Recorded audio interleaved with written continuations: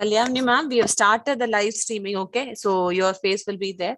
Okay. So we have started it. Okay, we're waiting for the participants to join, but the live YouTube live streaming is started. Okay. Right. Okay. Yeah. Sure. Thank you, ma'am. Yeah.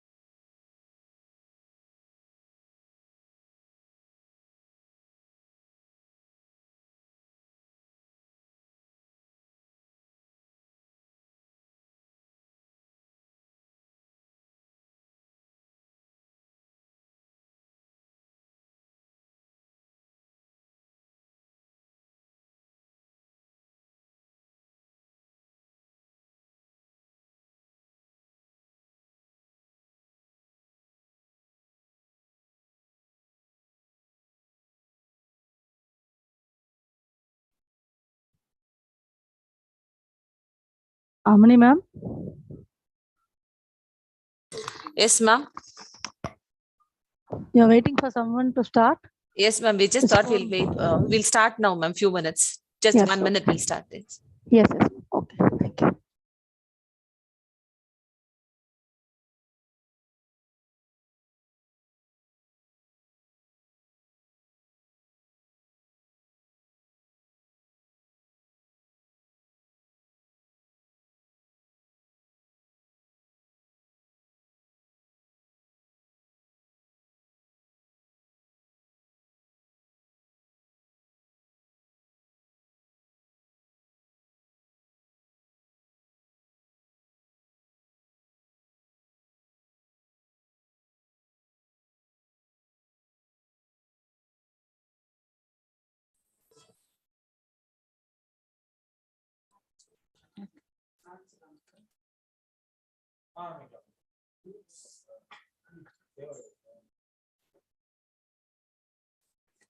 Good evening to all.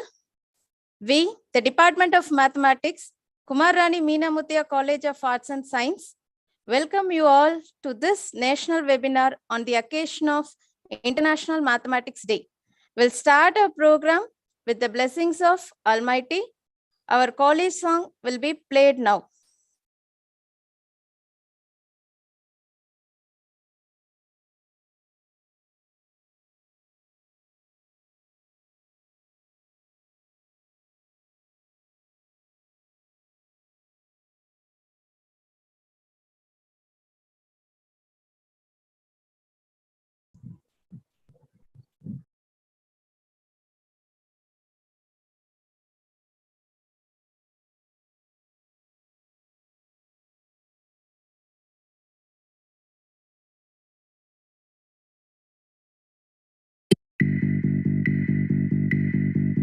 Guru Brahma, Guru Vishnu, Guru Devo Maheshwara, Guru Sakshat Param Brahma, Tasmai Shri Gurave Namaha.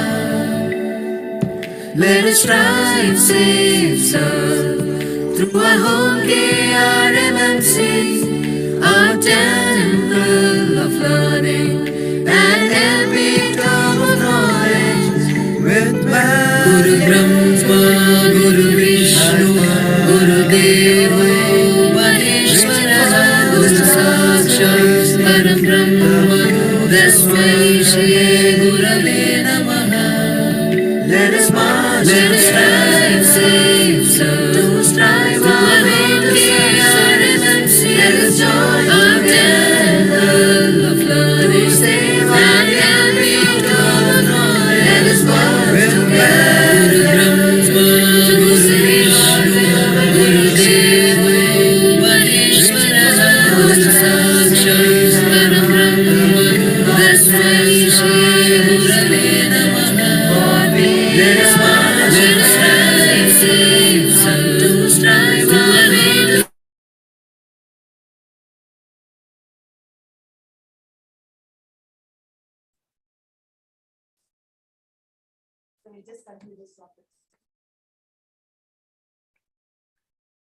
Data analytics is the future and the future is now. Data are just summaries of thousands of stories. Tell a few stories to help make the data meaningful. Everything is about data these days. Every mouse click, keyboard button press, swipe or tap is used to shape business decisions. Data is information and information is power. Now, I request Mrs. Ammani, Head, Department of Mathematics, to deliver the welcome address. Thank you. Good afternoon, one and all. Data is one of the important features of every organization because it helps business leaders to make decisions based on facts, statistical numbers, and trends. Due to this growing scope of data, it is imperative that we understand the important role played by data science, and in particular, the integral part played by mathematics in data science. In this context, it gives me immense pleasure to welcome you all to the national webinar, Mathematics for Data Science, organized by Department of Mathematics, Kumar Rani Meenamuthiya College of Arts and Science, Chennai, Tamil Nadu. Dr. Mrs. Meena Muttaya, Secretary and Correspondent of the college, has always encouraged us in all our endeavors. We are very happy to have our blessings for the event. I deem it an honor to welcome Dr. Kalyani Desigan, Professor, Department of Mathematics, School of Advanced Sciences, VIT Chennai, the resource person for today's event, to the national webinar on Mathematics for Data Science. Madam, on behalf of the college, I extend a hearty welcome to you, and we are waiting to listen to your inputs on this topic. Welcome, ma'am. I welcome all the participants who have registered for this event enthusiastically from all over India. Welcome, participants. Our principal, Dr. P.T. Vijayashree, ma'am, has always encouraged us to reach higher scales of academic excellence and is very supportive of all activities. On behalf of the Department of Mathematics, I extend a warm welcome to her. Welcome, ma'am. I also welcome our Vice Principal, Mrs. R. Selvi, to today's event. Welcome, ma'am. Welcome, one and all. Thank you.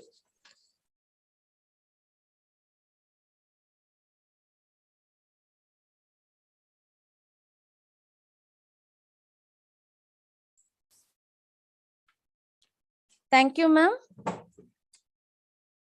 I request our principal, Dr. P.T. Vijayashree, ma'am, to address the virtual gathering.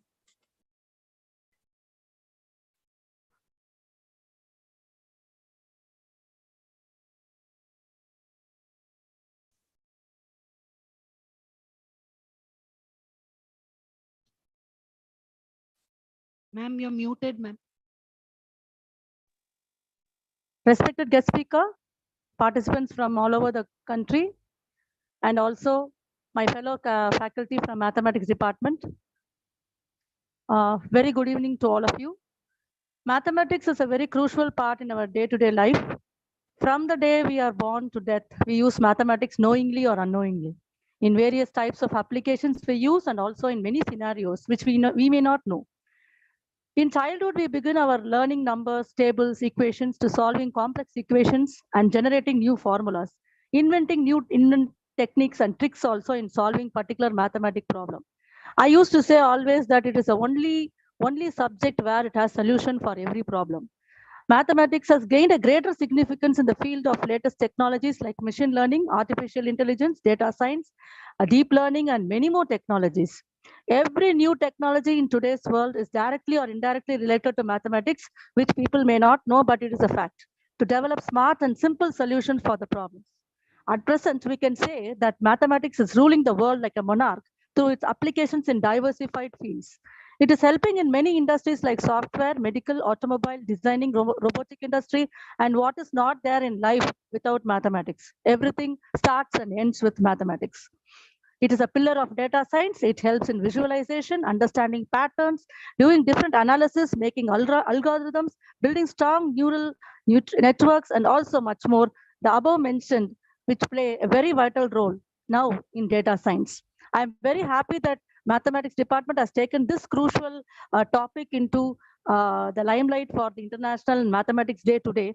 And I'm very happy that an apt person for it, Dr. Kalyani ma'am, has come here to deliver a fantastic exhortation on this. So we are waiting for your inputs, ma'am. Thank you so much for coming on behalf of Meena Aunty and behalf of all of us, the family of KRMMC. I welcome you on my behalf also. Thank you once again, and thanks to all the participants. Thank you, ma'am, for those kind words. Thank you, ma'am. Thank you, ma'am. Now I invite Mrs. Anita Vinodraj, Assistant Professor, Department of Mathematics, to introduce our chief guest.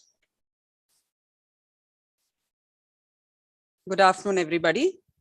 I deem it a great privilege to introduce our speaker, Dr. Mrs. Kalyani Desigan, Professor, Department of Mathematics, School of Advanced Sciences, Vellore Institute of Technology, Chennai.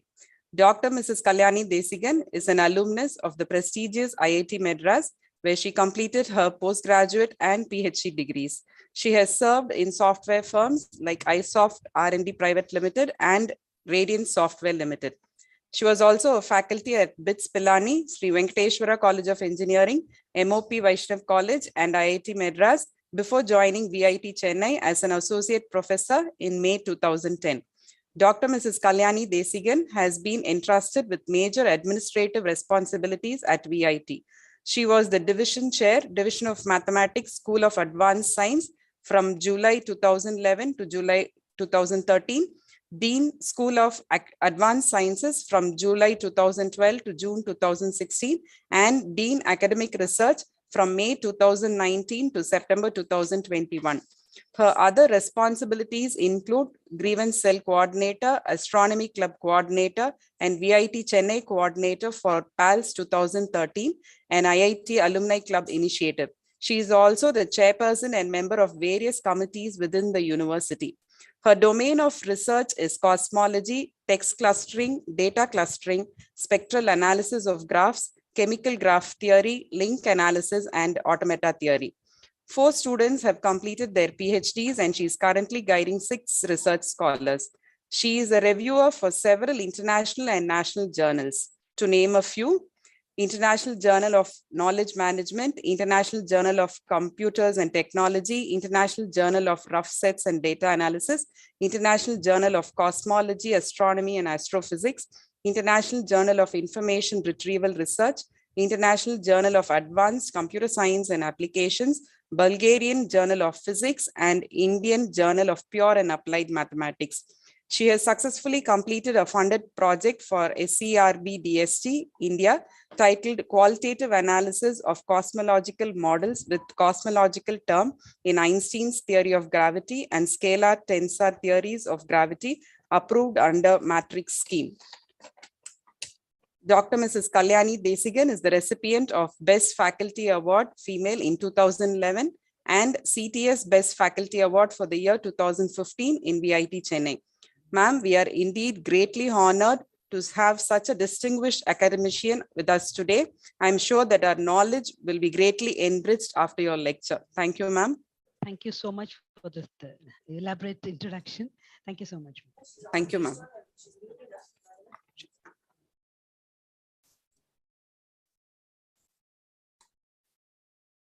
Thank you, ma'am. Now it's time to listen to our esteemed guest. With pleasure, I kindly request our chief guest, Dr. Ms. Kalyani Desigan, to deliver her valuable lecture. Participants, if you have any questions, post it in the chat box. Thank you. Thank you so much, ma'am, for that Thank you, wonderful introduction and the warm welcome that I have received and also the participants have received. Thank you so much. At the outset, I would like to thank the organizers of this particular event. I'm truly happy to be part of this International Mathematics Day webinar, which has been organized by Kumara Rani Meena Muttaya College. So thank you so much once again for inviting me. And I hope I do justice to the topic that has been taken. Kalyani ma'am. Yes, please. Kalyani ma'am. Yes. Can you hear me? Can you just increase your volume a little bit, ma'am? Am I not audible? Yes, ma'am. I think it little bit. Can you increase? Now, no. I have to raise my voice. That's it. Okay, then raise your voice, ma'am, please. Okay. No problem. Okay, No, thank you. fine. Thank you, Right. ma'am. Thank you. Right, all right. Is it all right now? Ma'am, it's all right Okay, now. no? Thank you. Okay. Yeah. Thank you so much. Okay. Thank I you, think I will get started with the presentation. Yes, ma'am. I'll share my screen. So Yes, ma'am. Sure.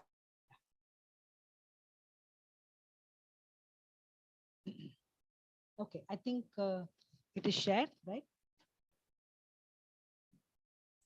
Yes, we are able to see the screen, ma'am. Okay, fine. So I'll get started. Thank you, ma'am. If there is any interruption, so you can please flag me so that I rectify it. Okay. Sure, ma'am. Sure. Yeah. Thank you so much. In fact, when I was thinking about the topic, I proposed 2 topics to Mrs. Amani, and then she said, let's go ahead with mathematics for data science. Okay, so I'm happy to be discussing or sharing whatever little I know on this particular topic to all of you. So now this is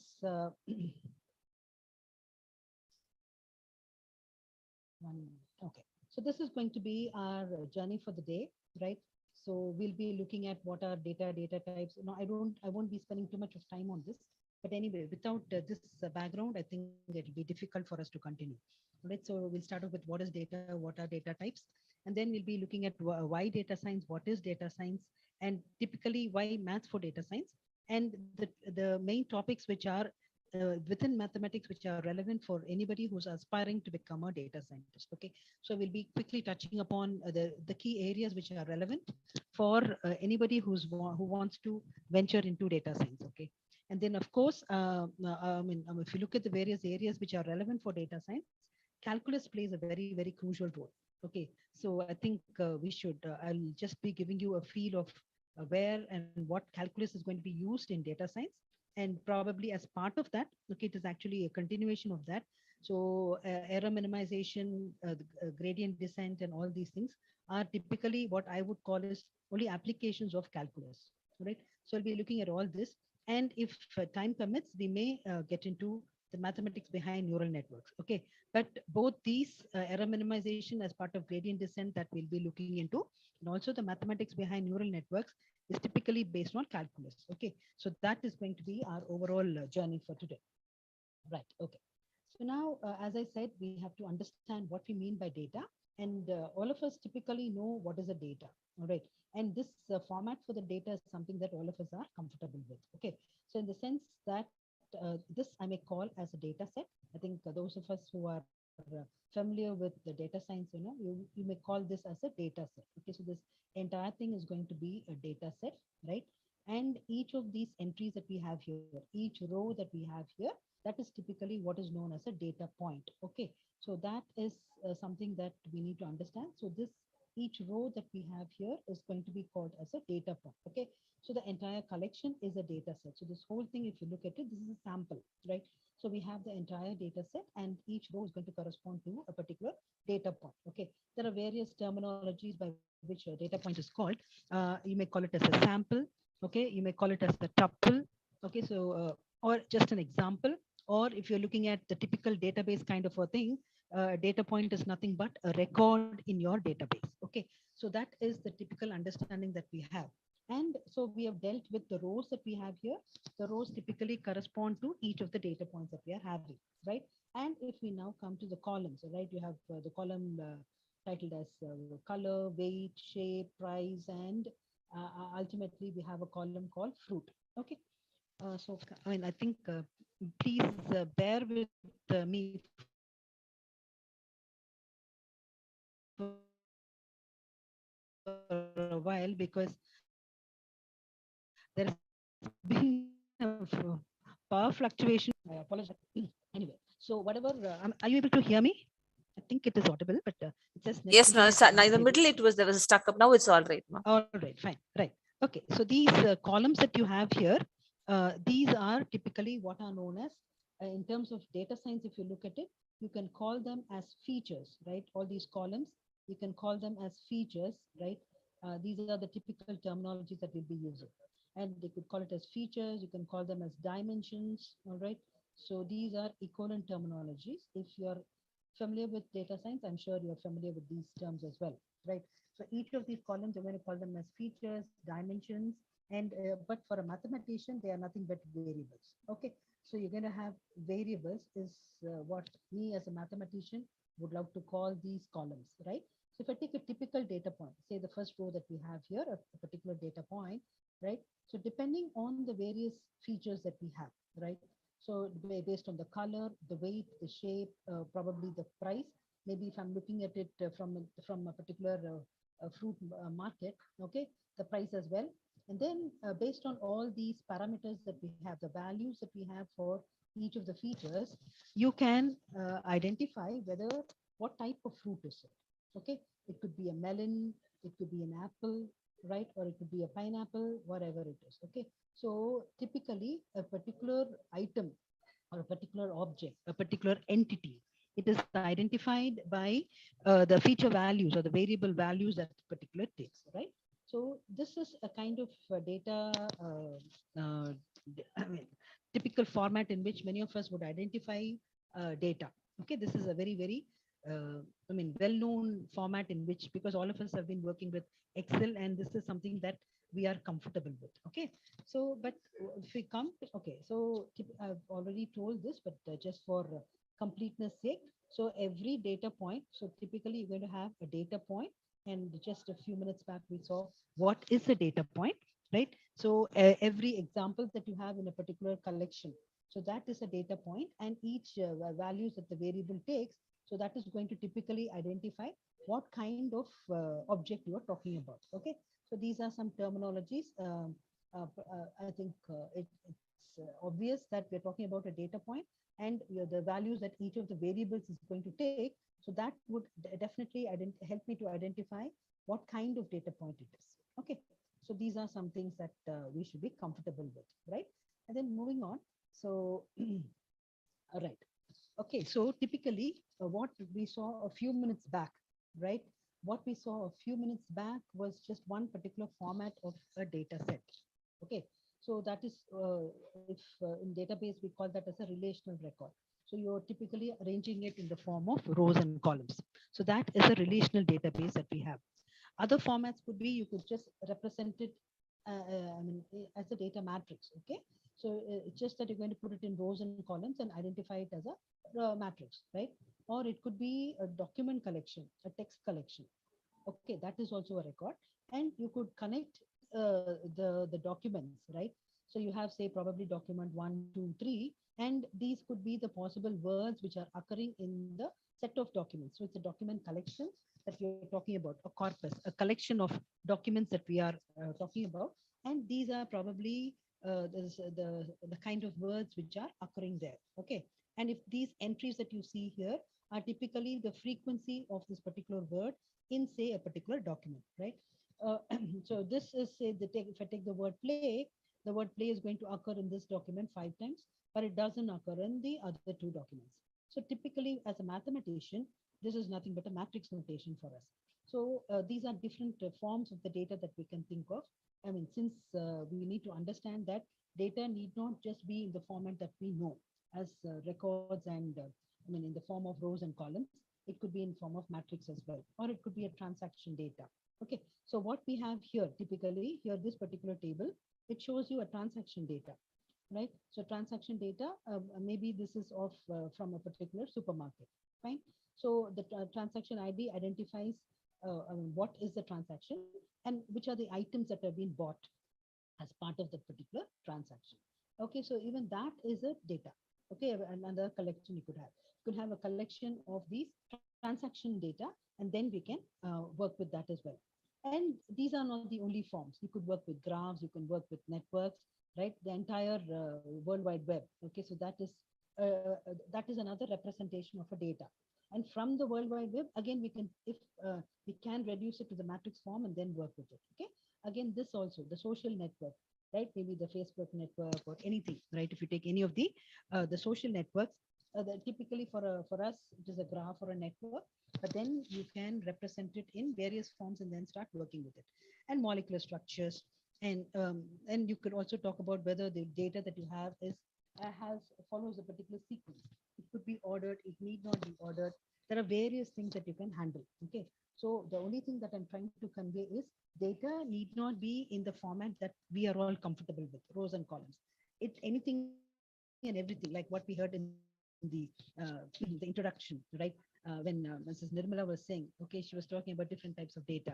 I think everybody was talking about what are the different ways. Okay, every click is going to generate a data, right? Right now, whatever I'm talking, the video, that is typically data, fine? So anything and everything that we have right now in us is nothing but data, fine?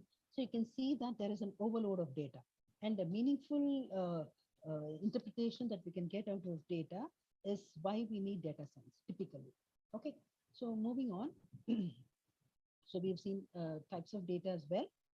Of course, data can be in different formats. I'm not going to get deep into it, but if anybody is working in data science, you will know that there are different terminologies that are used that are associated with data. Okay, you can call it as structured data. Okay, that is of the relational data format, rows and columns.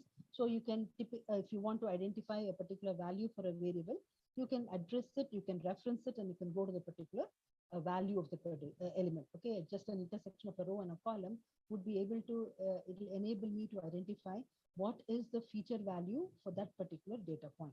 Okay, so in fact, you can easily access it and stuff like that, but not always the data can be in the structured kind of format.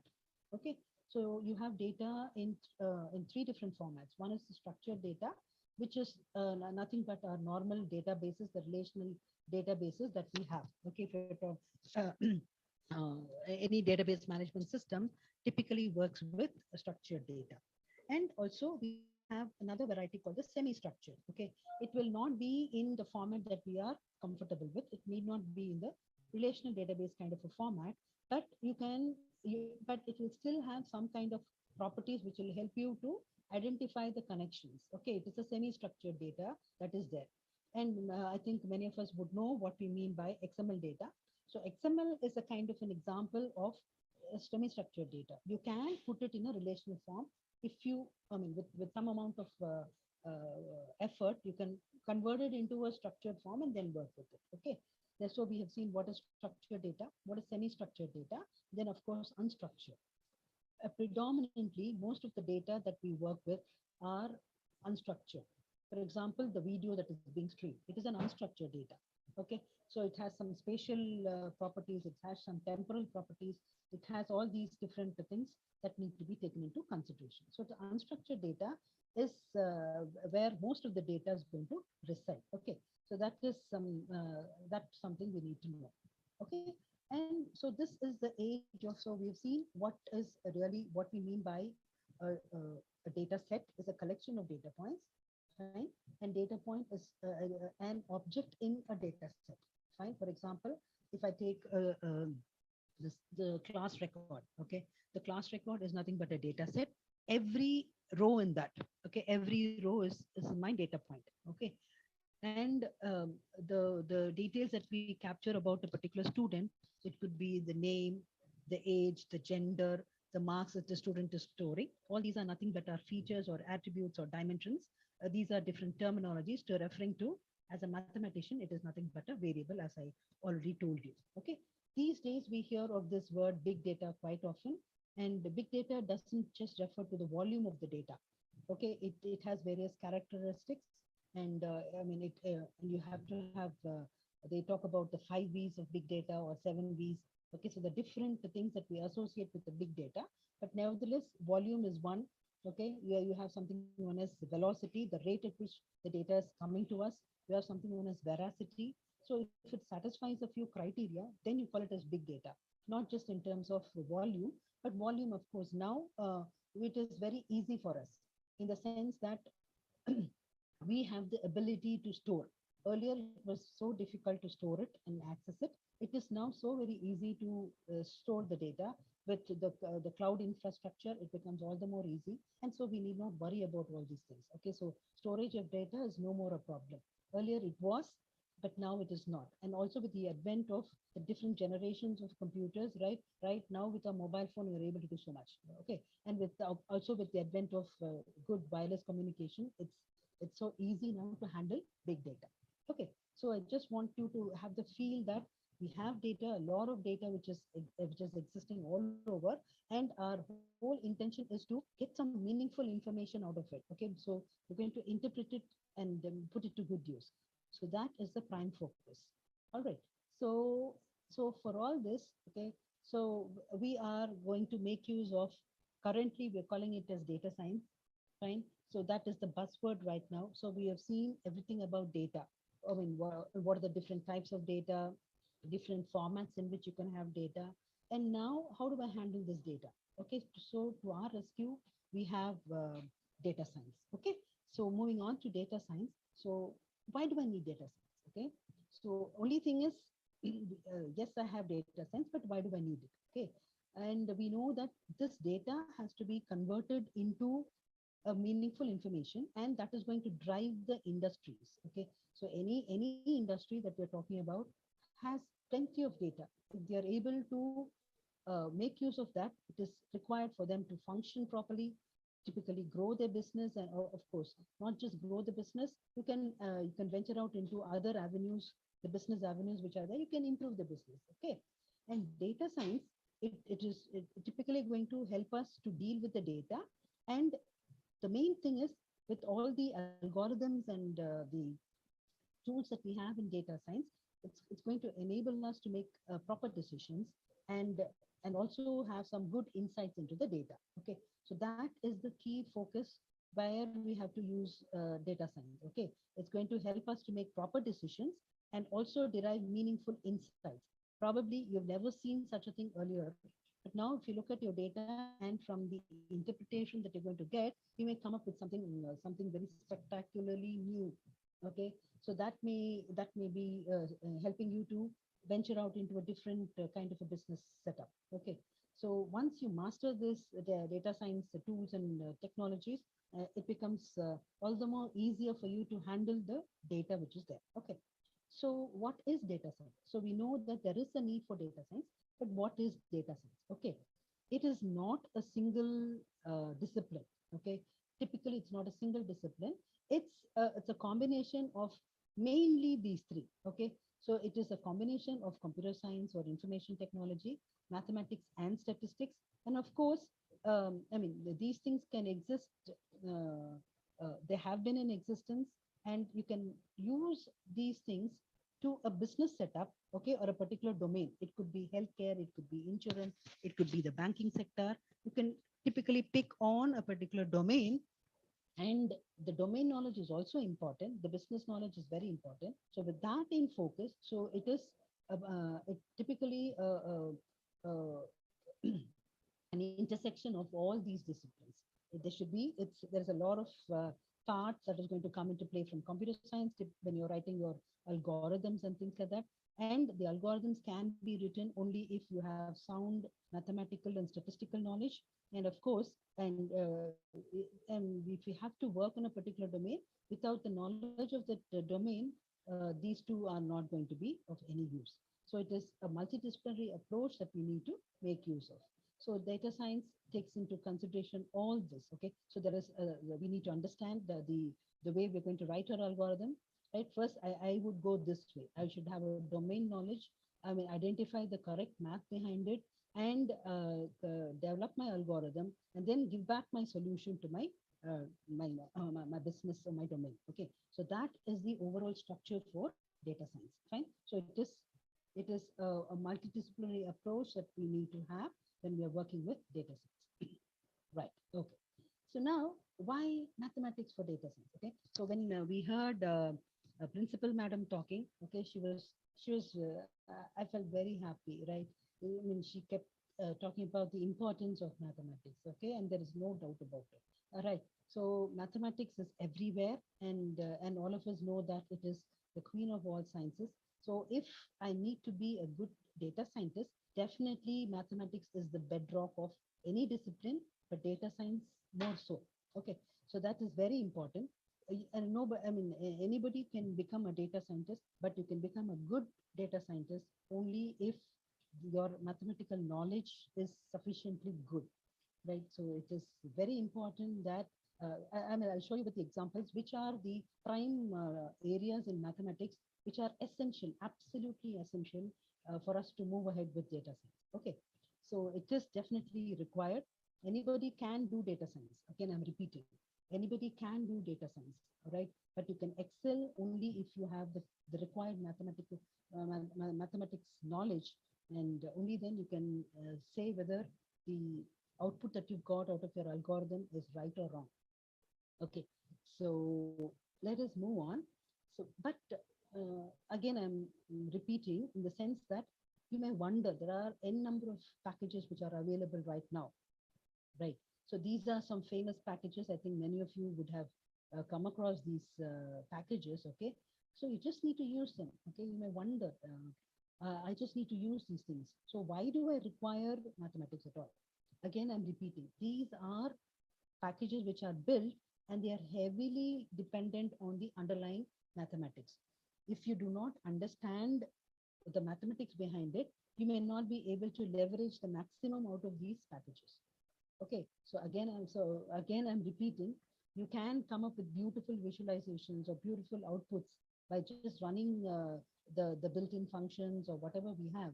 But then the interpretation and things like that will become more relevant, more solid, only if you have definitely a good mathematics understanding of what has gone into it. Okay, so that's really important. many of us feel, okay, there are packages, so why do we need to know the mathematics? Definitely, and it has been developed with somebody who has a very good mathematical background. And that is why they've been able to come up with it.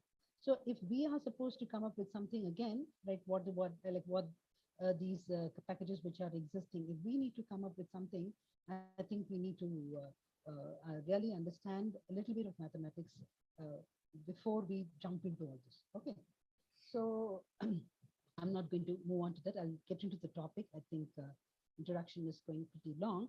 Fine. So coming to the main areas under mathematics which are required for data science. Okay, so these are the key areas. One is probability and statistics. The other one is multivariable calculus, right? Then you have linear algebra, and of course here optimization also.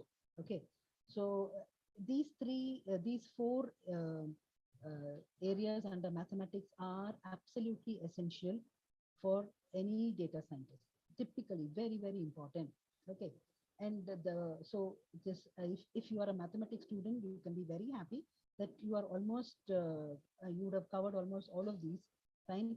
But now if you look at it from a different perspective, you will feel the need to understand not just as just applying some methodology. If I'm doing some computation, now I'll be so proud of it, okay, in the sense that yes, unless this is going to form the bedrock of something else. Okay, you're going to look at it from a different perspective. So these are some four main domains from mathematics which are relevant. Okay, so I hope for the younger students who are here, they can note down that is these are very important. If you master all of them, or at least many of them, out of the four, even two you pick and you master it, nothing like it. But you can see that most of them they go hand in hand. Okay, you can't separate it out because if I'm going to do optimization, unless I know multivariable calculus, optimization is going to become difficult, right? But even then, you can try to pick and try to become experts in one of these domains. All right. So let's move on. You can see now what is the percentage of mathematics that is being used in data science. So essential math skills for data science. And I picked only these four areas that I told you in the previous slide: probability, statistics, multivariable calculus, linear algebra, and optimization methods. You can see in this pie chart. Okay, so this is this pie chart. You can see from the color, the predominant pie, the larger chunk of the pie, the largest pie is linear algebra. Okay, so if you are comfortable with matrices and all the other things that we perform with matrices, the entire linear algebra, eigenvalue, eigenvectors, okay, the basis, all these things, if you're able to visualize and also understand the maths behind it, nothing like it. Okay, so linear algebra, it's very essential. And the next biggest chunk you can see is taken by probability theory, right? And of course, the next part is multivariable calculus, algorithms and computation, right? So as part of it, you can include optimization as well, and other small areas which are definitely required. Okay, so you can see that you need to definitely concentrate on linear algebra, probability theory and statistics, and multivariable calculus. If that is done, I think we'll have a very good grip over understanding what is happening in the algorithms. Most of the algorithms, you have built-in algorithms which are there, which come as part of these packages. Then you'll be able to better understand how to give your input. Okay, so that is going to be the distinguishing factor. Fine. Okay, now looking at specifically for probability and statistics, where is it going to be used in data science? Okay, if I'm going to take probability and statistics, which are the places where I'm going to use probability and statistics in data science? Okay, so already I've told you what is a feature. Feature is nothing but the attribute corresponding to a particular data point. You can, again, I'm repeating, you can call it as an attribute, you can call it as a dimension, you can call it as a variable, right? To visualize it, okay? You have different ways of doing your plotting and other things in statistics, right? Even the previous slide, this slide, the pie chart, okay? That is something that were born out of statistics, right? So you can visualize your features, you can do a lot, okay? It can use for data pre-processing. So whenever you have data, okay, whenever we have data, we can't use it directly. We need to pre-process the data, right? What I mean by pre-processing is there could be some noise in the data, or there could be some values which are missing in the data, right? Some feature values could be missing. Even when we are doing a collection of data, we give by a questionnaire, we're going to give a questionnaire. Many a times, many people may not be willing to reveal their age, right? And when you're going to convert it and put it in your database, right? Age may be left empty, right? So age typically could be left empty. So that is possible. Okay. So, so there's a possibility of having a missing data. So data has to be pre-processed. There could be noise, there could be missing values, all that has to be handled. Okay, these are different things that we do as part of data science, right? Dimensionality reduction, all these things are typical things that we do in data science. So statistics and probability are required for many of them. Okay, for all of them, we require probability and statistics. Again, coming to multivariable calculus, it's very essential that we make use of it. And here, multivariable calculus, again, the typical topics that are used are functions of several variables, because as I showed you in the first slide, when we started off with the data set, okay, so if I take any data point, you have n number of variables associated with it. Even for a small fruit, right, you have something known as the shape, you have the color, you have the weight, okay, so many other things that you can associate with. So if you are good at functions of several variables, not just single variable, you need to be a master of function of several variables. And of course, you need to know how to do plotting. Okay, when I'm saying plotting, I mean, with the human restriction of 2-dimension or a 3-dimension, you'll be able to visualize it to some extent, all right?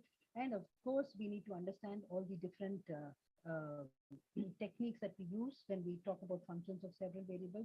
You need to know about taking the partial derivatives, associating gradients, right? Finding the maxima and minima of functions. These are something that we use in mathematics, okay?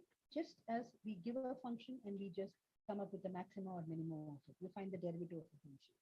But when you put it in data science, you will see that simple concepts that we have been using, that is going to give us phenomenal results, okay? And there are different types of functions that we use. So you can see the importance of calculus here, fine? So we're going to look into the cost function minimization as an example, and different kind of functions that we know. As maths people, I think we know these functions. What's the step function, sigmoid function, logic function, redo function, such things, okay? So these things are for us just a function, right? But these are going to be used for specific purposes in data science. And linear algebra, of course, I told you it's the bedrock of from mathematics side, it is the bedrock for the data science, okay? So anything, it's so important. Anything can be represented as a matrix. And once you know how to represent it as a matrix, you can use the methodologies, the various methods which are there as part of linear algebra to handle your data, okay? So right from, again, you can use it for pre-processing. Okay, so these are some essential steps that we do. We need to pre-process the data even before you can build the algorithm. Without that, the data is it's not in a usable form. Okay, again, you can make use of linear algebra to do pre-processing. The data, sometimes you cannot use it in its the form in which we have taken it. You need to transform the data. And when I'm talking about dimensionality reduction, this is something that comes quite often in data science. Okay, so dimensionality reduction is nothing but you can have n number of features which are there. Okay, just to imagine, just to visualize all those columns that we had in the table format of a data set. Okay, the rows and columns. The columns are nothing but the variables, and I've told you that it is also known as a dimension, right? So sometimes, you know, in real life, the number of dimensions are huge. It's so big. Okay, and handling all the huge number of dimensions is very difficult. Okay, so if I'm able to reduce the number of dimensions to some meaningful number, a manageable number, okay, so I'm going to reduce the number of dimensions. Okay, so that is known as dimensionality reduction. Okay, and if we have done linear algebra, many of us would have done techniques like singular value decomposition. Okay, singular value decomposition if you've done linear algebra, okay, PCA, principal component analysis. All these are in linear algebra just techniques to reduce the number of dimensions. Okay, But then these are the things which are borrowed in data science and used typically there in real life examples to reduce the number of dimensions.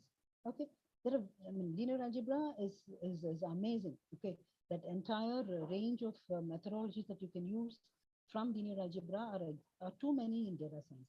Okay, you can typically take one day to understand, to take one live example, and then use these techniques to see how each one of these is happening. How to use the matrix method to do pre-processing, how to use the matrix method to do a data transformation, and so on.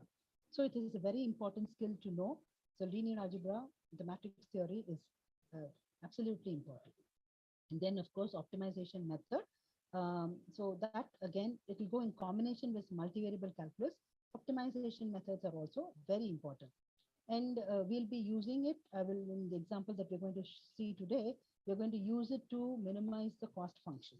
Okay, so cost is in the jargon of data science, cost is nothing but the error. Okay, so we have to minimize the error. So always, whenever we talk about OR, or operations research, or optimization, we talk about reduction in cost, right? Minimizing the cost.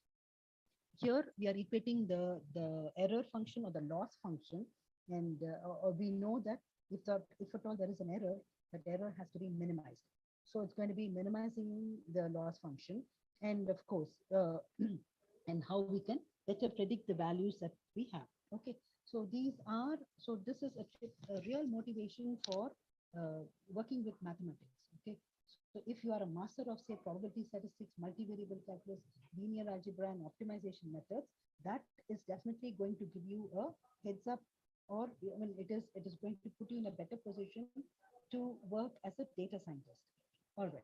So moving ahead, there's a lot of terminologies, like we have heard the word machine learning. Okay.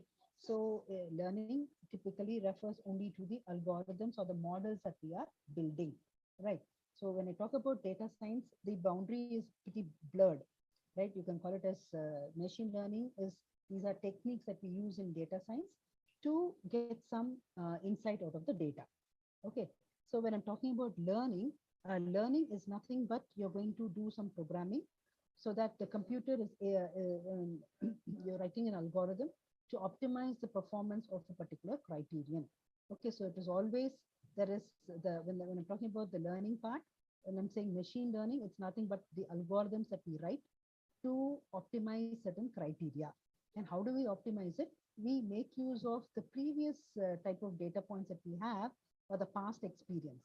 So that is going to form our input. So based on our input that we have from previous data, okay, so we are going to build our models and optimize the performance of our model. So that is what we mean by machine learning. So it's for us, we've always been writing algorithms, and here it is nothing but we need to optimize our algorithm, the performance of our algorithms. But how do we do it? Okay, so we can't just do it out of the blue. We need to take the previous data, or the sample data, and with that we have to work. Okay, so that is what we need to do. And when do we need to use machine learning?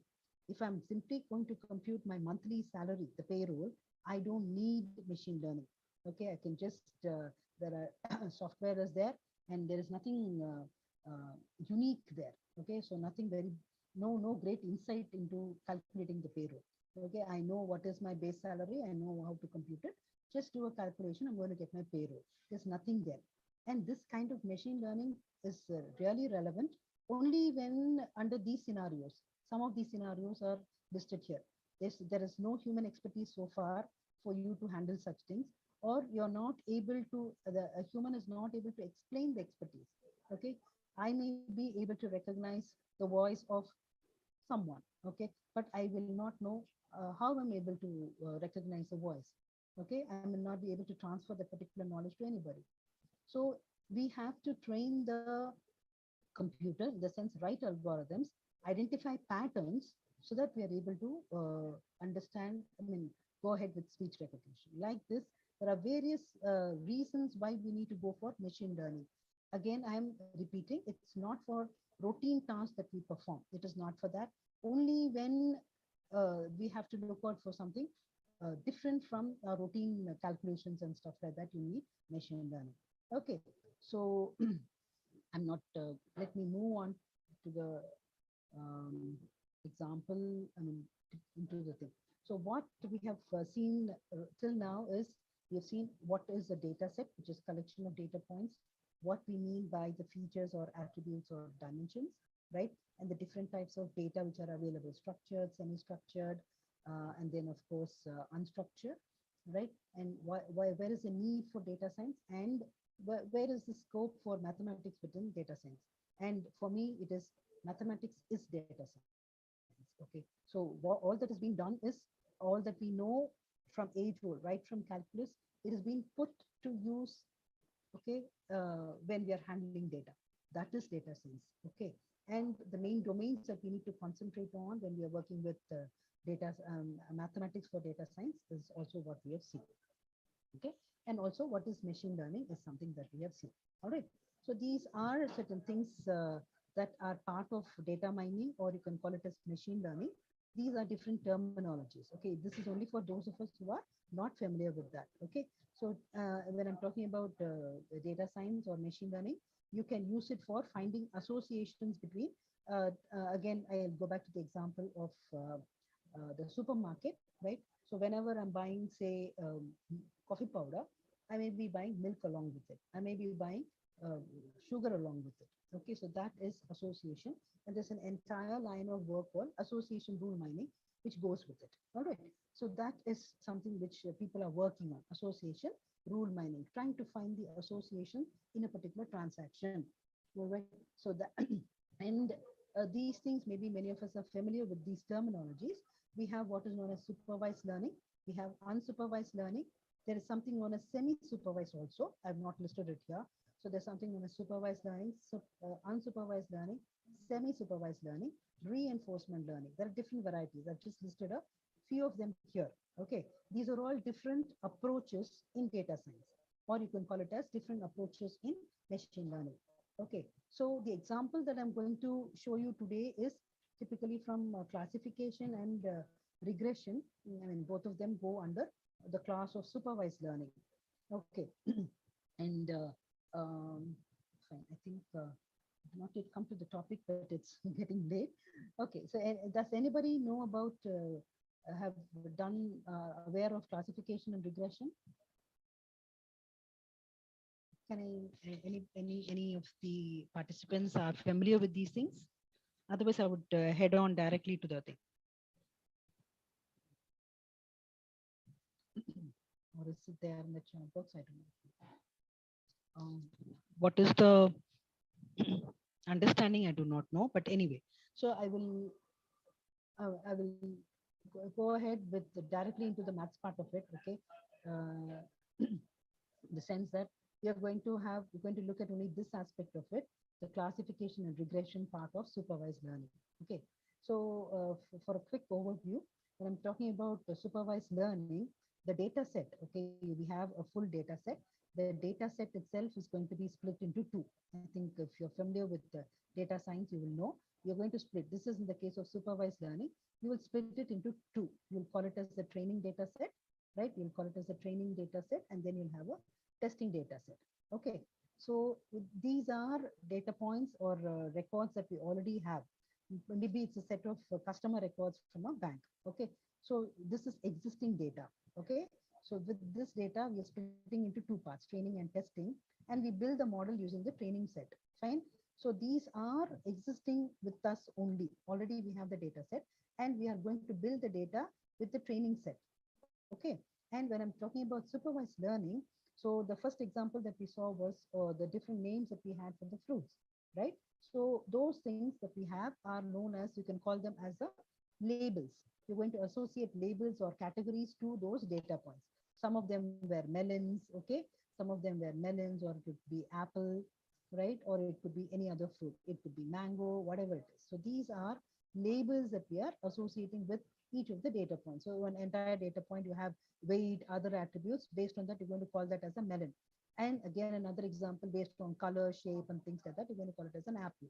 So these are what are known as labels, right? So if I'm So I take a labeled data set. When I work with a labeled data set, that is going to become supervised learning. So I work with, I take a data set which is typically has data points which are labeled, and then I split into training set and the test set, and then we are going to work with it. Okay, so you're going to build the model based on the training set, and then we're going to test the model and find out whether it is accurate in classifying. Classification in the sense, if I'm going to give a new set of entries, say for the weight of a fruit, I don't know what fruit it is. I'm going to give the weight, the color, the shape, and any other attribute. I'm going to give the value to my algorithm, that is my model, or when I give it to that, it is going to tell me whether the new sample that has come, okay, that is which fruit is it, whether it's a melon or an apple or a mango, that kind of a thing. So that is what is meant by classification. We are trying to assign or classify the particular data point. Okay, so for this, when you're building the model, when you're writing the algorithm, you're going to make use of the existing data set, so existing collection, and that is split into two.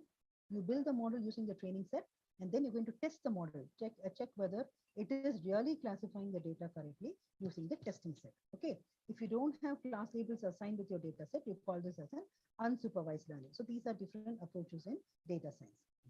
Right. Okay, now coming to the point, Amini ma'am, I think I'm going slow. Is it all right? Yes, ma'am. Ma'am, could you just increase your volume? We're not, Okay, not very audible. Still not audible?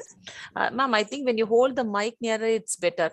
So otherwise we're losing. Okay, fine. I'll hold it. I'll hold Yeah, it. thank you, Right. ma'am. Okay, so now coming into the calculus in data science. Okay, so since it's mathematics and data science, it's I'm going to talk about calculus in data science, and all of us know what we mean by calculus, right? So, and the two main parts in calculus. So we know that it is differential calculus and integral calculus, and today's example is going to be based on differential calculus. Okay, not integral calculus. We're going to make use of differential calculus, and differential calculus. I mean, we make use of it quite often in data science. And one beautiful example of differential calculus is going to be in the method of gradient descent. All of us know how to compute the gradient of a function. We're going to make use of the concept of the gradient of a function and understand what we mean by gradient descent in data science. It's a huge area. So this example that we're going to see is from differential calculus. Okay. And so before we move on to the gradient, I was talking to you about the function and function minimization. Okay. So all these are different concepts that are used in data science. We need to understand the concept of a function, how the function is going to be minimized, how to compute the gradient of a function. So in combination, we are going to use minimizing the loss function or the error function, along with computing the gradient of the function at different points. I actually optimize the parameters that are required for my model. So when we are building a model, all that I'm trying to say is we are going to come up with an algorithm, and these models could have different parameters, and these parameters have to be optimized. Okay, so for optimizing my parameters, I need to understand the behavior of my entire function, which is there in the background. So I'll be minimizing the loss function, computing the gradient so that I hit the minima faster. Okay, and then also identify the parameters which are going to make my model the optimal model that I'm going to have. Okay, this is an example of gradient descent that we are having here. Right. So minimum of a function, all of us know. And this particular example that we have here, okay, it's a function. This is a biquadratic that we have. And the minima, we know that the plot is given here. And you can see that it has two minima and a maxima. And if I'm going to find the minimum value or the maximum value, I could either use the differential calculus method or the iterative method from numerical methods to do that. Okay. And if you will see that when you're using it in data science, the iterative method is what will be used predominantly. Okay. The reason is functions of this form, which we can easily solve by hand, all right, or easily tractable even by a simple algorithm. Those are not the variety of functions that we're going to see in data science. Okay, they're going to be huge and definitely not of the single variable that I've shown you here. So it's not going to be of a single variable function that we're talking about. It is going to be multivariable function that we are going to use, and not just two independent variables. You could have n number of independent variables. So it's going to become very difficult to handle it. And if you're going to use the normal approach of finding the minima or a maxima from differential calculus, for example, if I'm going to find the maximum minimum of this particular function, we know that we need to take the first derivative of the function, equate it to 0, get the values, and then use the second derivative test or whatever it is to find out whether it is a maxima or a minima. All right. So that kind of a thing will not work always. All right. But we do have these two approaches. All of us are familiar. You should have directly from the differential calculus approach, you can find out the optima of a function, or you could use the iterative method, right? But in data science, most often, this is the iterative method which is going to be used. Okay, this example is it is just showing you which are the minima. And of course, if you can look at the plot, you will see that the maxima is at a 0. Okay, so but that's not of concern. But I'm saying that directly, I mean, these things, though it looks trivial for us, we start off with a single variable, but you should be, if you aspire to be a data scientist, you should look beyond even 2 dimension. You have to look at n dimension and then see how your differential calculus is going to work at that level. Okay, so we know this. And iteratively, if I'm going to talk, I told you that it is not possible for you to solve from the usual differential calculus approach. Fine. So that could be the best way to do it. That's what is given here. So it is the best method, but for many of the functions, and like the ones that we encounter in data science, they're going to be complicated functions, and you can't just solve them by using directly the differential calculus approach. So we need to go to numerical methods, the iterative methods, which means that I start off at an initial point somewhere here. Okay, these two, the orange circle and the blue circle that we see here. I mean, it is like the position where we start, the initial values that we start. So that is going to determine where we're going to hit. Step by step, we're going to move at one starting point and then move subsequently and hit the bottom probably on this side if I come like this, or on this side if I come by this way. Okay.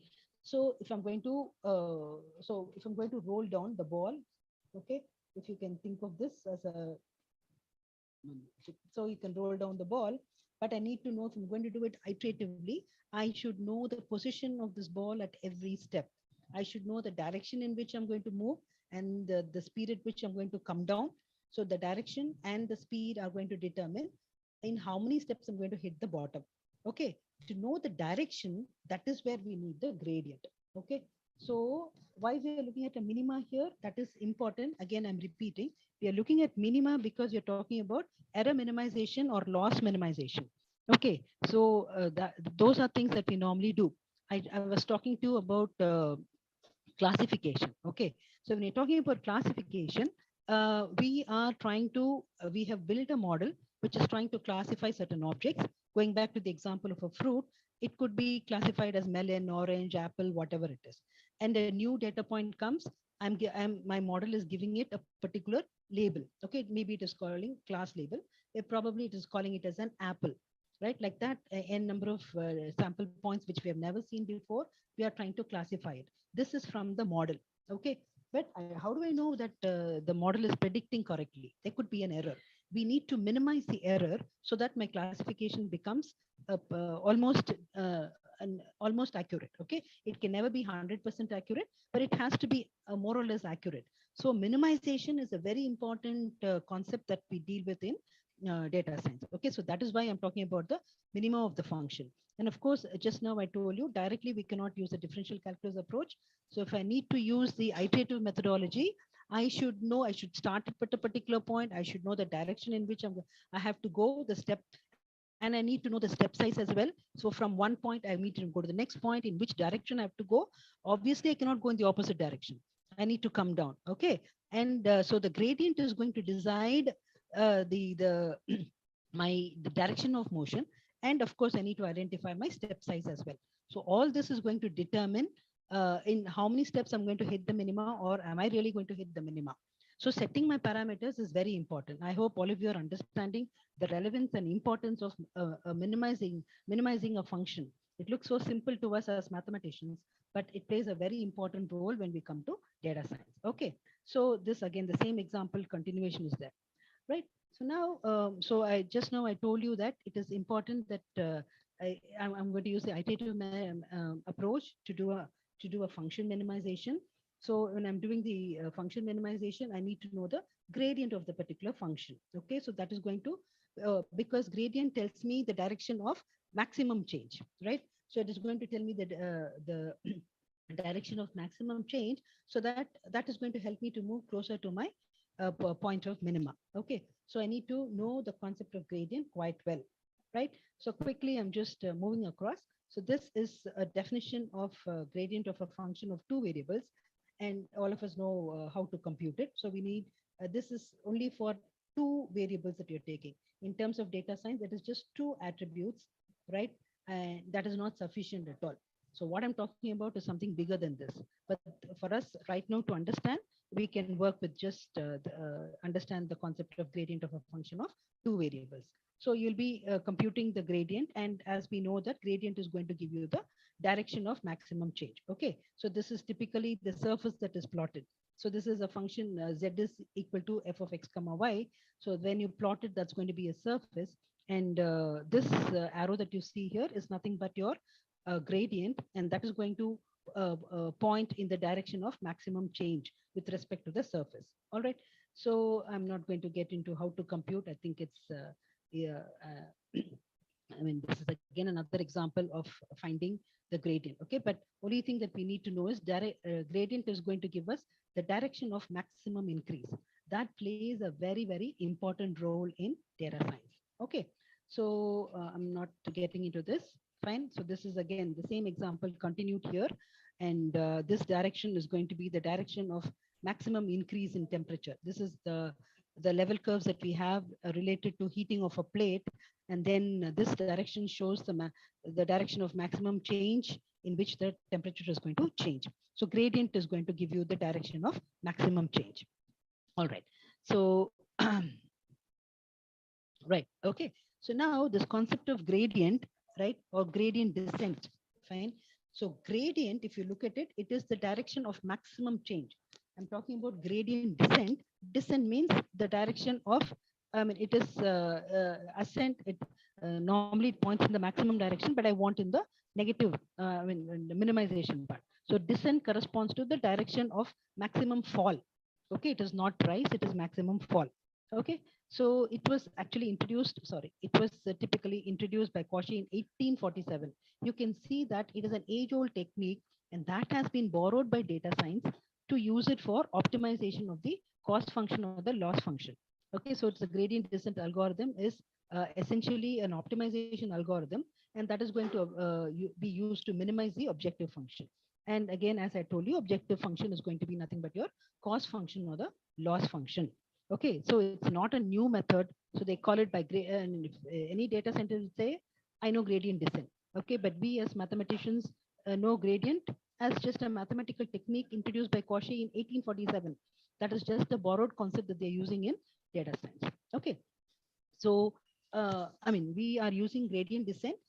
If I'm building a model, I need to essentially identify certain parameters that are going to define my model, even if it is an equation of a line, y is equal to mx plus c. All right. So when is the line defined? Only if I know my m and c. So those are nothing but the parameters that we're talking about. Okay. So we can define our m and c. Fine. So that is going to fix a particular model. That's what we do in regression. Same thing they have borrowed to do regression as well in data science. Okay. They will use regression and regression to build regression models, and linear, non-linear, different varieties of regressions can be used. And of course, we can use gradient descent and things like that as well.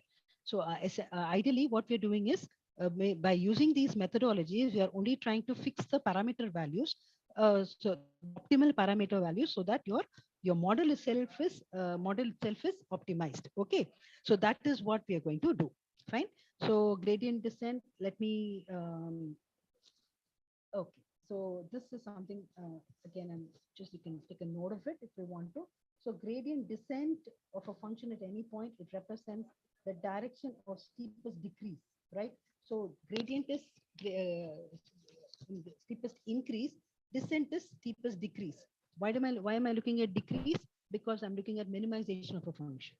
Okay, so we have to look at it in combination, right? Okay.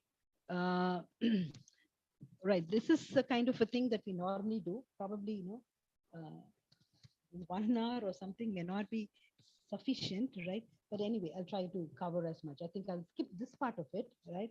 I'll go directly to the example that I want to show. But you can see this a particular thing. Okay, so here what is happening is this is a bowl kind of a structure that we are talking about. And if I'm going to slide down a ball down this, I put it on top and leave it. Whatever I do is going to hit the bottom. Okay, it's like the minima. These are, from the mathematics perspective, these are the level curves that we have. Okay, so just dropping it down. And this is the direction. And if your bowl is slightly, if it is a flatter kind of a bowl, it will roll down slower. Or if it is a much deeper bowl, okay, and the sides are almost vertical, then it will fall faster. Okay, so that is going to determine your gradient descent kind of a thing. And so that is the depiction that we are seeing right now, right? And of course, to find the gradient, right, if I go back to the definition of the gradient, you know that you need to compute your partial derivatives. Okay, you need to compute the partial derivatives. And as students of mathematics, all of us should understand what we mean by a partial derivative. This is just to show you that it is essential that you understand the concept of a partial derivative. Okay. I will go directly to the example. This also I will discuss a little bit. Right. Okay. So now what's going to happen is most of the most of the functions that we deal with in data science, they are convex kind of a thing. Okay, when I say convex, most of the time, which means that there is going to be a single minima that you're going to have. Okay, and if you look at this particular diagram, you can see that what we're trying to really optimize or find the value is a particular weight parameter associated with my model. Okay, so if this is the value, here is where my cost is the minimum. My loss function or the error function is the minimum. I'm trying to identify what is this weight value that is going to minimize my cost function. Okay, so this is the kind of stuff that we normally work with, right? So again, as I told you, you have to start off with iterative method. Only iterative method will be followed in most of the algorithms that we have. No direct computation of derivatives. So when I'm doing the iterative methodology, I need to start off with the initial position and then find out the gradient and move in the direction of steepest fall. Okay, and also I need to understand define one more parameter, not just the direction. What is going to be my step size? In the sense, this is my first point. Where am I going to go into the next step? That is also a very important parameter that we need to take into consideration if we are going to work with gradient descent. Okay, so this example, I think maybe with this Amani ma'am. Hello. Okay, I'll continue. Right. Ma'am? Okay. Yes, No, ma'am. I think it is exceeding time. Is it okay? Exceeded very much. Can I go for Yes. another 15 minutes? I'll stop at that. Maximum. Yes, ma'am. Yes. What is it, Okay. ma'am? No, I'm just saying I may go for another 10 to 15 minutes. Is it Oh, okay? Yes, ma'am. 10 minutes. Yes, ma'am. Thank Okay, you. fine. Yeah. Okay, right. Okay. Now, this example is something where we see the effect of we're going to minimize the error function, right? So if you look at this GIF, right, you'll see some points are plotted and you can see this line that is coming up here, right? So this line, you can see that this is defined by any line, mathematically speaking, it is going to be defined by my value for M and value for B. Okay. And how do I find it? We have used when we're trying to fit the line in statistics, we have used the method of least squares. Okay. The method of least squares, what are we trying to minimize there? The error. And what is the error that we have with respect to the line is nothing but this is the actual value of the particular point. And this is the value as per my fitted line. Okay. The gap between my actual point and the point on the line is nothing but my error. And if I minimize the particular error, that is going to define my line. This we know from statistics as well, and also from calculus. All right. But when you take a typical data science algorithm, we cannot do the partial derivatives and do it. They will do it iteratively for different values of M and B. they will try to find out assign different values for your M and B. Okay. And then compute the error function and try to minimize it. Again, it will be done iteratively. So different combinations of M and B are taken and the error is calculated. Error is nothing but the actual point minus the value that you get from your model, the line that is fitted. So that gap is the error. You know, the sum of square errors has to be minimized. So that minimization, they will do it iteratively, not at one go. They will not do the calculus way. They will do it iteratively to find the M and B values. Okay. But fitting a regression line is pretty simple. This is just an illustrative example. You're not going to have anything as simple as a single variable at all in data science. So this you have to imagine in n number of dimensions so that you can get the appropriate parameter values. So the optimal M and B values are the ones which are going to define our line that we have there. All right. So error minimization, and this is what I told you. This is the cost function that we are going to look at. Cost function is nothing but the error. Error is, as I told you, these are the values from the original data point, and these are the values that we get from the line. So mx plus b. So this error, this is the one that we're trying to minimize, right? So if you look at it, the only variables that we have here are m and b. Okay, mathematically speaking, only these two are the only variables that we have, and these are all fixed numbers. So xi, yi are nothing but our data point values. So these are the only two variables that we have, and we have to minimize. So this is for a mathematician, this is nothing but a function of two variables, m and b. Okay, so this is a function of two variables, and I know how to find the minimum of this. So this is how we would have done it when we did fitting of a regression line in statistics. All right, but it can be looked upon as a calculus minimization problem also, a function of two variables minimization problem. Okay, and but again, I'm repeating, this method will not be directly taken up when we do data science problems. You'll have to do it iteratively, and at every point you're going to see what is the change in error. Okay, how much is it minimized? Okay, for that I need to plot the error function and then identify the direction of greatest descent or the gradient descent, and then find out the minima. Okay, so that is how the error minimization is going to happen in data science. Okay, so and if I'm okay, so these again, I do not know if you're able to see this. This is nothing but the error function that has been plotted. So that is definitely a surface, and you want to hit the minimum point in the surface. Okay, so the minima of that particular thing is not that is the one which is going to give you the ideal M and B values so that the line is plotted.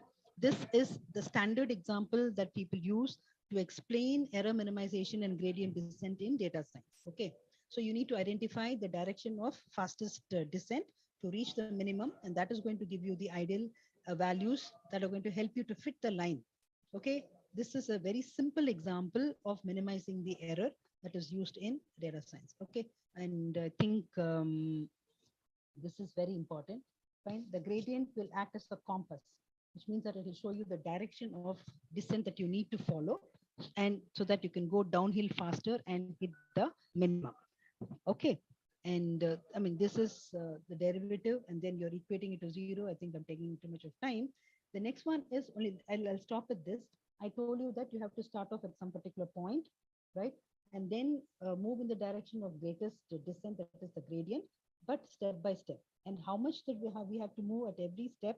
Okay, that is determined by, in the language of data science, that is determined by something known as alpha. Alpha is nothing but the learning rate. Okay, that is again a crucial parameter that has to be optimized.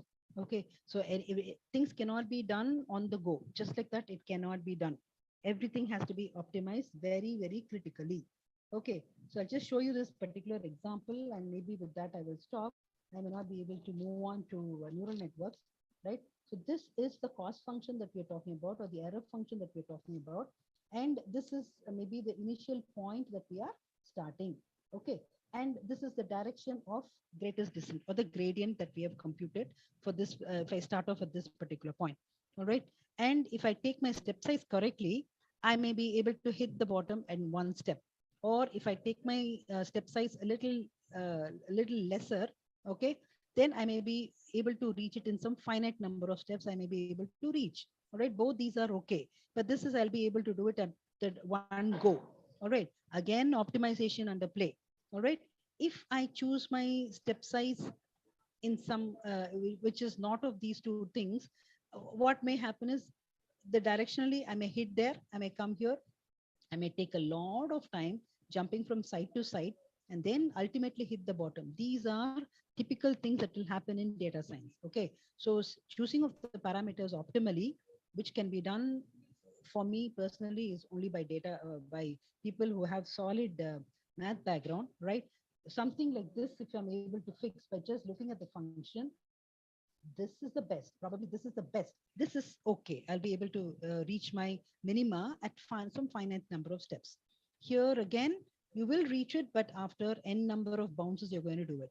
Or it may happen that computationally your step size is so huge that you may go out of the thing, you may never reach never reach the minima. All this will happen, right? It may never converge to the minima. You may think that it is very easy to handle it.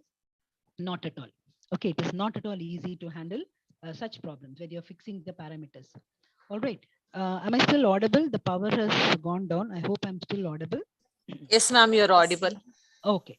I think, I mean, I've been able to give only a bird's eye view of a small portion of calculus, that too differential calculus. And within differential calculus, I've just been talking about one topic, which is nothing but, or two topics, if you want to look at it, minimization of a function. And along with that, if I'm, that minima is going to come, you're going to achieve the minima by looking at the gradient of the function and the step size. Okay. For us, it looks so simple from the mathematics perspective. It is not at all that simple because the dimensions that we handle in data science are very, very huge. So it is not that simple at all. But if you have a solid grounding, I think we can do it. Okay. So the gradient descent essentially works with this. And maybe I'll stop with this. Right. So I told that in most of the problems that we encounter they are convex. The functions are convex in the sense they have only a single minima, but it may not happen, right? It may be like something like this can happen, right? There could be local minima. I may never be able to hit my global minima. These things only a mathematician can appreciate. Okay. So if I'm able to understand the entire function holistically, only then I'll know whether my algorithm is working correctly or not. Okay, if I'm looking, and so that was a very quick overview of gradient descent. And we have to look at the convexity problem and other things. And of course, you need to take care of your step size. Okay, all this is very crucial if you're going to do a gradient descent. Gradient descent occurs too often in data science. All right. And one more thing is, if I'm talking about neural networks, there, if you look at it, the main thing that is used, okay, is nothing but your chain rule that we use in differentiation. Okay, the chain rule, partial differentiation. You have the chain rule. You have to think of it, I mean, n number of variables and the chain rule. Okay, so that is going to help us to optimize and get the optimal parameters, the weights and the biases for my neural networks. So both the neural network and the gradient descent, they make use of calculus to a large extent. Okay, so since this was at the, the International Mathematics Day, I felt that, I mean, calculus has been with us age long, and all of us have learned calculus right from school.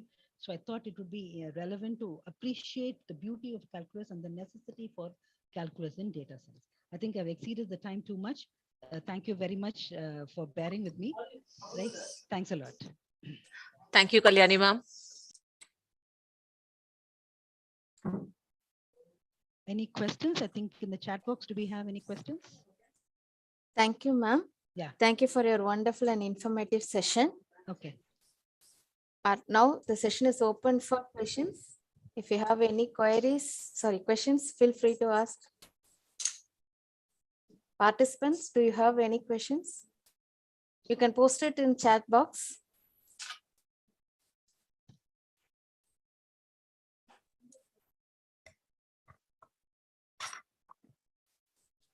Participants?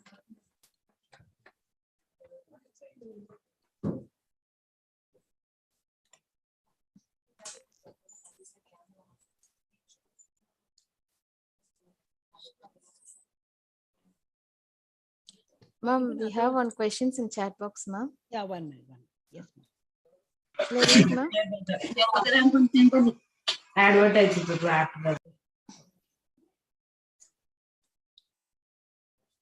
Difference between concave and convex, ma'am. No, in this particular case, right, what we mean by convex is nothing but if I'm looking at it will have only a single minima. Okay, so it doesn't. That is what we mean by a convexity here. All right, so only it will have a single minima. But in the last slide, I just showed you that not necessary you'll have a single minima. You could have multiple global minimas, or you could have a local minima as well. Okay, so those are the upcoming issues people are facing. But normally, if you take an error minimization, you're looking at a single value. Okay, you can't have two places at which the error is going to be minimum. Okay, so normally we'll take only convex. It is a convex. All the functions are convex functions. All right, and then research project to be carried out for data science for PhD. Avenues are plenty. Okay, first thing is you have to look at different methodologies. If you're from a mathematics background, right? So you can see all these are age-old techniques. Okay, there are other methods. There's something, all the different types of classifiers and things that we have, they're all built on only mathematics. Okay, so you can choose a particular domain. Clustering, for example, I work on data clustering. Okay, if I'm working on data clustering, again, it is grouping of objects. If I'm talking about grouping about objects, I should know about distances, right? Like how we work with different metric, I mean the metric distance, all those things you should be familiar with. Avenues are plenty. You can work with data clustering, you can work with classification, and you can even work with pre-processing. It's a huge area, right? How to prepare the data. Okay, how you can, only when you prepare the data and the data is good enough to be handled, you can give it to the algorithm. Otherwise, it's not going to be of any use, right? It's a vast domain, and the thing is, you can choose any of these. An association rule is a very vast topic, and mathematics is required. A good amount of mathematics knowledge is required. Okay, you can choose anything. From Dr. Yes. Archita. When to use partial derivation, integration, and differentiation? When to use partial derivative. Derivation, integration, and differentiation. Just like just. Okay, no, the in data science, we don't use ordinary derivative at all. Okay, only partial derivatives are going to be used because you're going to have more than one independent variable. Okay, you're going to have more than one independent variable, and we're talking about rates of change. All right, whenever we're going to have rates of change, you're going to talk only about differentiation. Okay, so integration will come in a different format when you talk about data science. Maybe if you're using probability and other things, if I want to find out the probability density function, work with it, only there I'll be working with integration. And that too, I'll be working with multivariate distributions, not as the univariate that we are all comfortable with. We have to work with multivariate distribution. Okay, there you can use integration and other things. But for people talk so much about neural networks, that works typically on partial derivatives.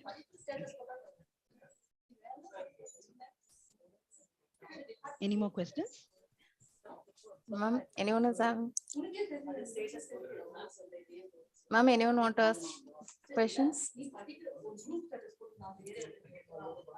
Participants, do you have questions? There's somebody's raised their hand. Dr. Pavan or somebody? Ma'am, same thing. Same question. No, Yeah. when I'm talking about the research in Research project. a research project, okay, so I mean, you should not call it as a project, you should call it as a problem. Okay, so research problem can be, you can find out methodologies, you can choose one of the tasks that I've spoken about, classification or clustering or any such thing, and then understand what is the mathematics behind it, and see if you can add value to that and come up with a new approach to that particular thing. So that is what is done. Or some age-old technique people have never used. We can adopt it and use it for data science. Okay, I hope I've answered Mr. Pavan's questions.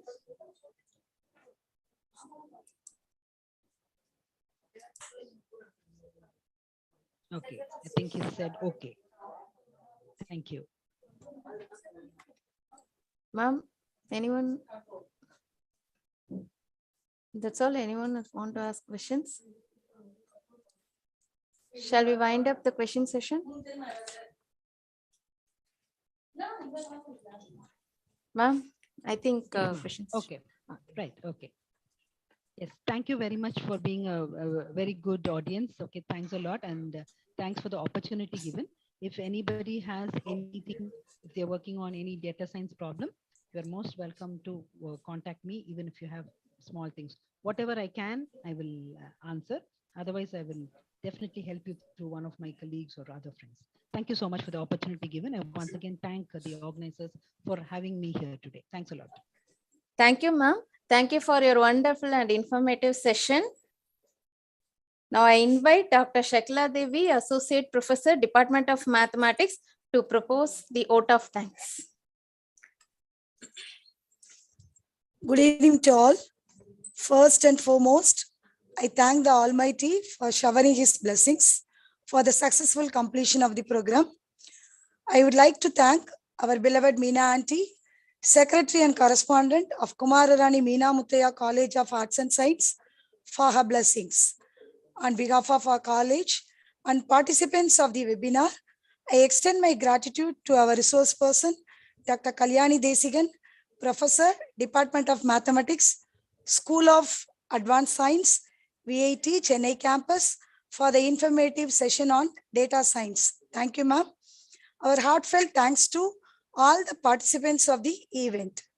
On behalf of our department staff members, my sincere thanks to our source of inspiration, our principal, Dr. P.T. Vijayashree, for her continuous support and encouragement in all our endeavors.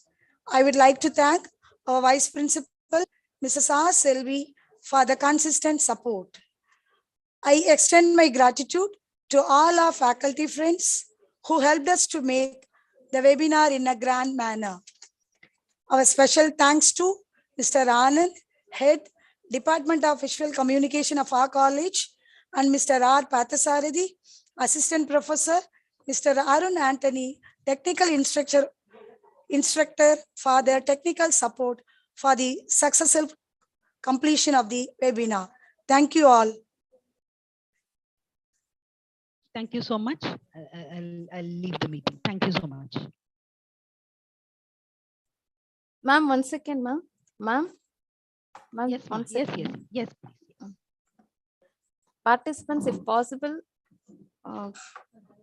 please switch on your camera. Just want to take a screenshot for 1 minute. Thank you, Kalyani ma'am, for a wonderful session. I think after your today's classes, it was an extended hour. Anyway, thanks a lot from our side. No problem. No problem. We enjoyed it very much. But I think because of time constraint, you had to rush in the end. Anyway, no, thank you, know ma'am. whether they have got the entire thing.